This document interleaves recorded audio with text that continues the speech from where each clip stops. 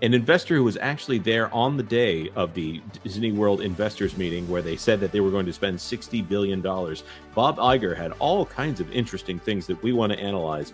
Some of those great quotes about what Disney is doing these days came from this meeting. So stay tuned on this special report from That Park Place. Hello, this is Jonas J. Campbell. I'm here, as always, with my co-host, Vash Sky. Vash, how are you doing today? I'm doing very, very well. I am actually elated that you were able to find this key document here. I was trying to find any information about this meeting that I possibly could, but you came here with the goods, and I think our audience is going to be really enriched by all this. Well, thank you very much. Yeah, let's just pop this thing up on screen right now. What's the best way to do this? Yeah, so this document we got from a very generous source. This is not a difficult document to find if you know where to look and know who to ask. But this was written by Laura Martin from Needham. Needham is the name of the actual firm right there. Although we won't make any jokes about that name. It is a legit investment bank, and it just speaks to the fact that sometimes you need some pork. I think that's exactly what it is. So, but this executive here, you're saying was kind of in the room when all this was going on. This analyst was in the room with the other 160 investors. Wow. And this person represents an investment bank, so they were there as a representative of an investment firm. So this person was actually in the room and got to hear a lot of this. Now, there's a lot of interesting quotes coming to this. I would love to, if there are other analysts that have different notes, I would love to see those notes. If you want to send them to me, you can reach out on Twitter, and I would love to know more because this meeting, there were a lot of things said. Like, for instance, this Bob Iger's key goal is to quiet the noise because culture wars are not healthy for Disney's business. Okay, there's a lot to that, and we're not going to get into that necessarily for this video. But as a person who has been commenting on those culture wars, obviously I have a lot of questions. So today we're going to focus very much on the park side of things here. Very cool. So Disney did a good job for those of you who are listening, I'm reading the document itself. Disney did a good job in Orlando of laying out its rationale for allocating more capital to expand its theme parks and cruise ships, although the $60 billion price tag took most investors by surprise in a bad way, which drove shares lower. That's consistent with what we have talked about here on this channel on Tuesday. You can go see that video if you want greater coverage of that. The next statement here is that $60 billion was going to start small in the next few years because they need to have approvals for how to spend that money from local governments. That was, of course, the case out in Anaheim, and now is definitely the case in Florida, as we all know. International parks are much less hospitable to expansion, and it continues to be that Florida is the once they get this Reedy Creek SIFTOD situation resolved, which I would imagine they're interested in getting that resolved as soon as possible. Once they get that resolved, then they can start building at their most profitable park. I mean, but here's the thing about this, Jonas. It says 1 to 3 years. We know that Bob Iger himself is only going to be in the seat for maybe 3 at max here. So we're going to go conservative here, and then we're going to really turn on the money fire hose afterwards. But we all know that with a change in leadership at that level, these plans could change drastically. Yep, and he's supposed to be gone by 2026, but we'll see, right? There are some notes here. Disney has improved its margin by cutting down on peak demand days. How did they do that? Obviously, that was the reservation system. That reservation system is now going away. So that'll be interesting to see how that goes. Right. The Genie Plus product that allows consumers to buy premium experiences. There's another comment here. Growth will be driven by volume increases, not price. Disney has maxed out price, it seems, and now has a good mix of full price and annual pass holders in the park. That's exactly what you said, Jonas, the other day, that they had essentially maxed out how much they can actually price these parks at. Now, here's the issue: when these cost increases come about, or changes in the market to various supplies or supply itself, how are they going to absorb those and labor costs and everything like that if they're already maxed out at that price? I think that's what investors are kind of keying in on. It's like, well, wait a minute, you're going to have to absorb those costs if you can't make them up due to a price increase. Yeah. The other question I would have, obviously, this means that they want to increase capacity, and they're going to, well, and the next point here will be about Disney Vacation Club. But if they can increase capacity at the parks, everyone will have a better time. Right now, Genie Plus is driven by people betting. They're making a bet against themselves that they won't be able to get into a ride, and therefore they need to pay extra money in order to alleviate that time. Essentially, yeah, and we've been saying that for years, right? They've been on this rampage of replacing attractions, right? Not actually adding to capacity. The Great Movie Ride was replaced with Mickey and Minnie's Runaway Railway, for example. We've seen other attractions, Maelstrom being replaced by Frozen Ever After. That doesn't move the needle at all. We've said that about Tiana's Bayou Adventure. That even with this new ride, it won't actually increase the capacity for that park, being Magic Kingdom. So it's investors kind of come to the same conclusion that actually fans have for quite some time. It's like, how are you growing the business when you're just in the business of replacing? It does make me wonder if they would ever use that. I do believe there's a pretty large pad there at the Japan Pavilion there at Epcot. If they would ever have the guts to put Big Hero 6 in there, even though that's technically not Japan. I could see it though. From what I understand, the Japanese themselves are really big fans of Big Hero 6 Baymax specifically. I can see that kind of doing that. And there are a slew of expansion pads actually along World Showcase. We just haven't seen any of them be filled out. There was talk of a Brazilian, I believe, pavilion. Not a Brazilian pavilion. A Brazilian pavilion. Sorry, Brazil pavilion. I don't know. Yeah, Brazilian pavilion, I guess. But those were scuttled. I'm guessing there was a fallout with the with maybe the country of Brazil or something happened there. It's just discouraging to see these parks kind of retain the same level of capacity for so long, yet they've added huge amounts into TVC, which I guess is a good transition into the next section. Right. Very good. Very good. Very good, sir. Disney Vacation Club is the highest end of Disney superfans. Yeah, they got to be for the prices they pay. These people commit to spend their vacations with Disney for 30 years or with their family members. Disney Vacation Club properties have strong margins and double-digit returns on investment. Yeah, that means that people are Disney. This is a license to print money. These things. Absolutely. They will increase capacity of these by 15% at Disney World through adding Fort Wilderness 360 new keys next year.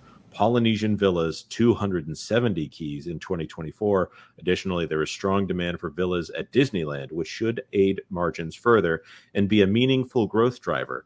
So what just happened with Disneyland that we've been talking about here on That Park Place?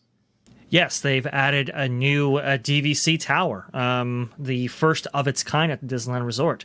The only DVC capacity that they've had previously was an expansion wing of the Grand Californian, but this is a brand new tower, the first to be added to the Disneyland Hotel site in over 40 years or something like that. It's a really, really big deal, especially if you are a DVC holder looking to get into Disneyland, because man, it's just because there's been no capacity previously, there is just no chance that you can actually get into any of the DVC properties available. This year would obviously expand that, and if you buy in early, well, that's going to be very valuable, of course. Mm-hmm. There's some comments here as well about the Disney Cruise Lines. 70% of Disney cruise ship customers visit Disney parks in the days immediately before they get onto the ship. Obviously, you're in the area, you're going to do that. Right now, they have a capacity of 2 million passengers a year, and they're wanting to double that. So, whew.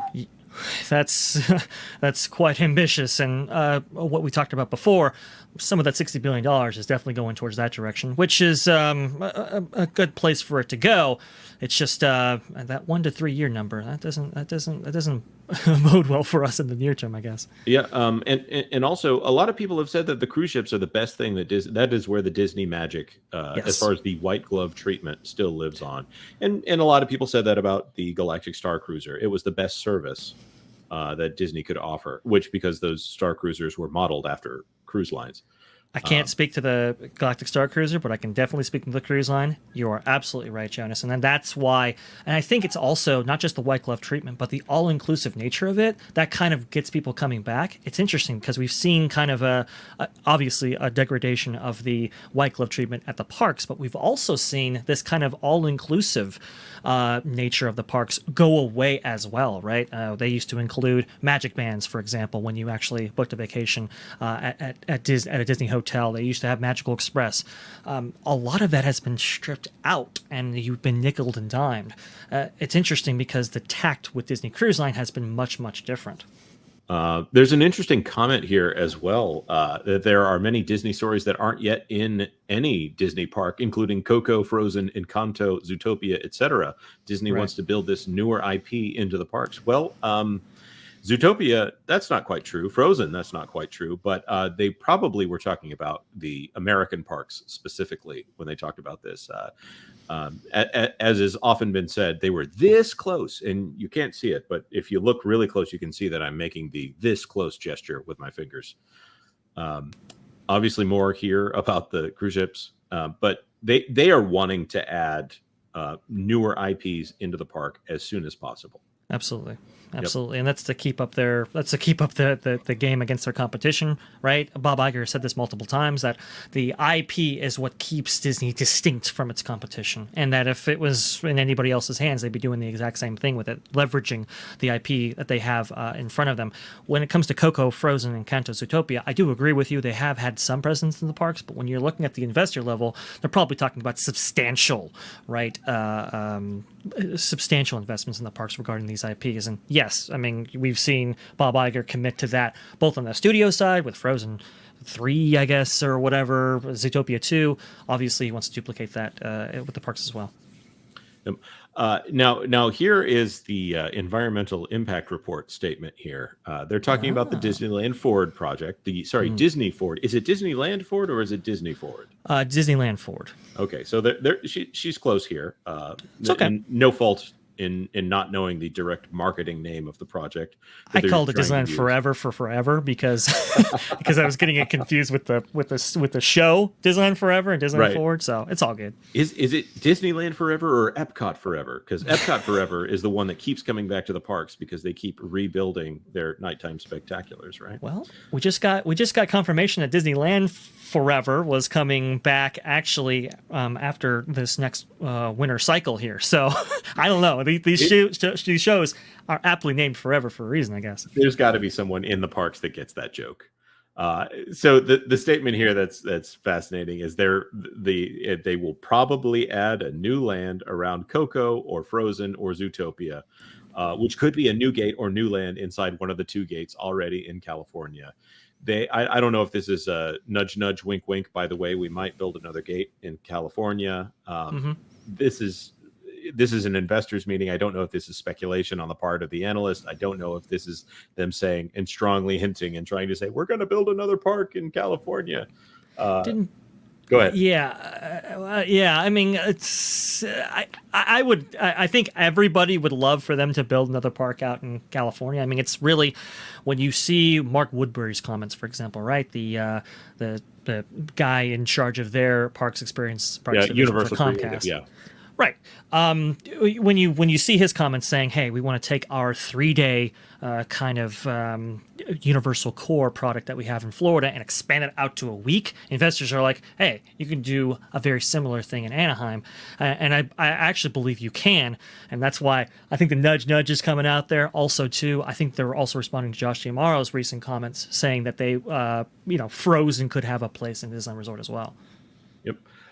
Now, this last one right here, some stats underscore Disney's scale in theme parks. Disney has 12 signature theme parks. They only own 10 of them, and they only own, I want to say, 6 of those outright.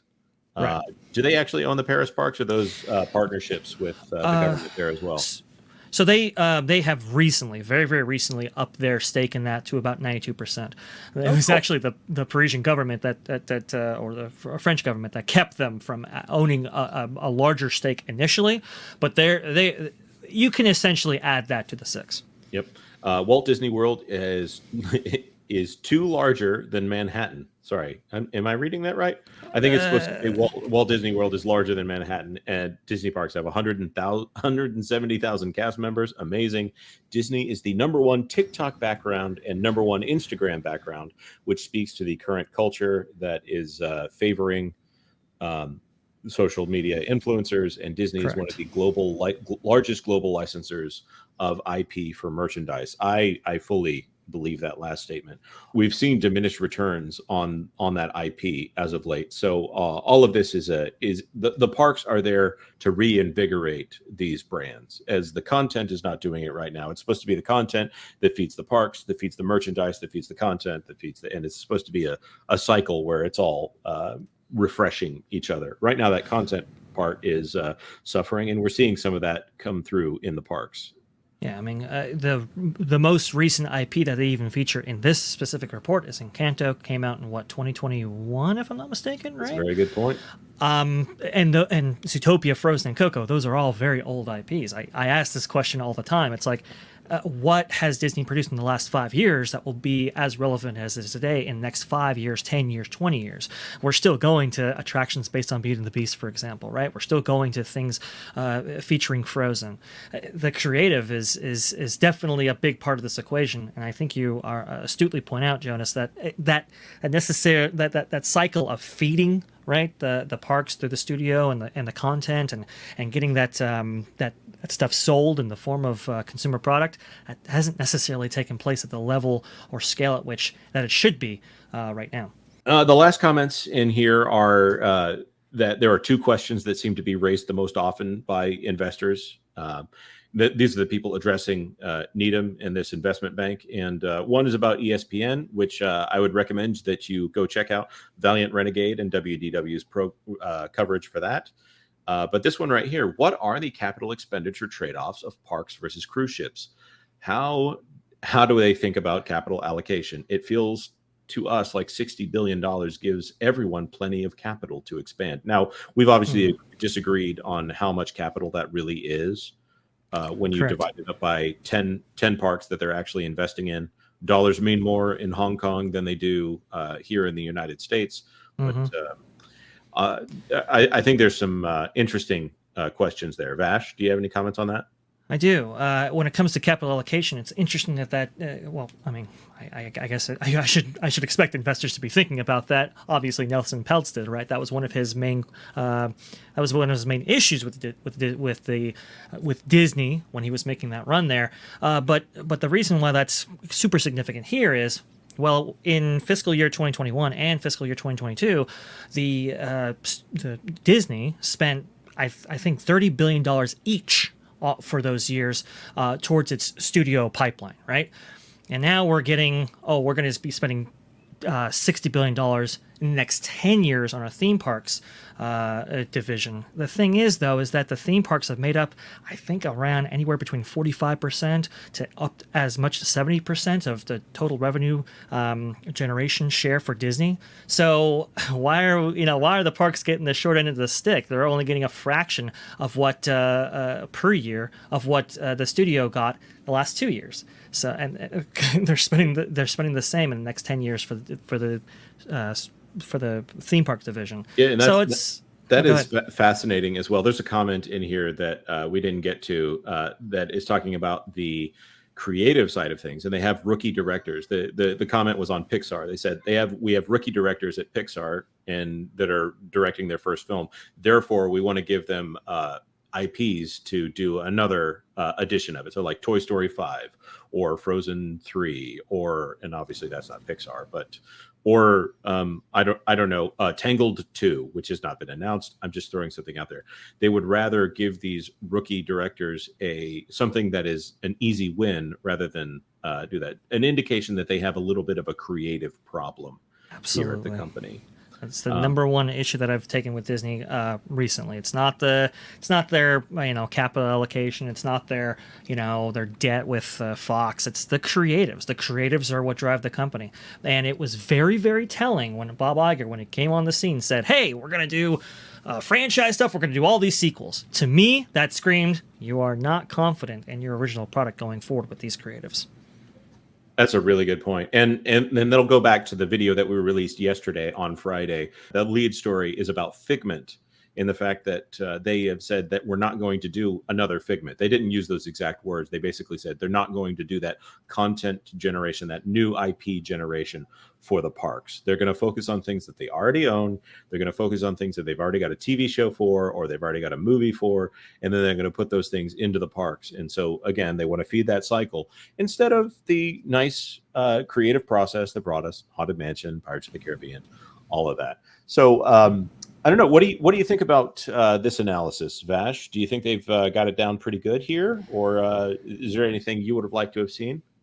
No, I think they do actually have it figured out. I would like to, emphasize, remember 2021, 2022, they spent $60 billion between those 2 years on the studio side. In the next 10 years, they're going to be spending the same amount, but on the Disney theme park side, even though the revenue generation share has been very disproportionate between the two. So I think that's one thing that they may have left out of this analysis. Yeah, $60 billion in capital sounds really big, but you have Universal over there. They're not committing themselves to dollar amounts. They're committing themselves to actual products that are growing that business right there, and they're finding creative ways to do so. I think this is absolutely accurate and appropriate here.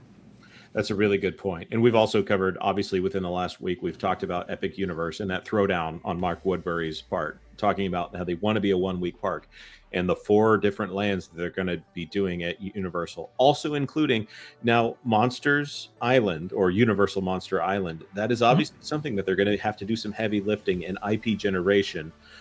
They're existing properties, but they're older properties, so they're going to have to go back and do some creative work on and build a brand deposit there in order for that land to be successful. Who knows if that'll go the way of, I don't know, the Land of Myth at Islands of Adventure, or whatever that top corner that is now Hogsmeade, World of Harry Potter, up in the top right corner of the Islands of Adventure map. But I wish all of them all the success in the world. This is the thing we want. We want a successful Disney, and right now it just seems like they're focused in the wrong place. They're focused on numbers, and they kind of need to. That stock price, which is around $81 right now, they need that up. It's not going up in time for them to purchase Hulu and not have it be painful, but they need to be focused on the creative, and I think the numbers will come if they focus on the creative. Correct. Vash, where can people find you outside of this wonderful channel that you have contributed to here? Well, when I'm not contributing to That Park Place with my lovely esteemed assistant Jonas right here, my co-pilot here, my co-anchor, whatever you want to call it. Well, I'm doing some longer form content over there at Theme Park Universe with Theme Park Wizard, and I believe the next episode is breaking down the entire EIR report. If you remember, Jonas, awesome. We broke that down in a small video on That Park Place, but we're going really in depth on that one. So definitely subscribe, check it out. Yeah, I'm looking forward to hearing yours and Ethan's thoughts on that. You guys have a lot of knowledge on those parks. Thank you. I really do appreciate that, Jonas. Of course, thank you very much to the people who have stuck with us through this long-form deep dive into an analyst report on a theme park.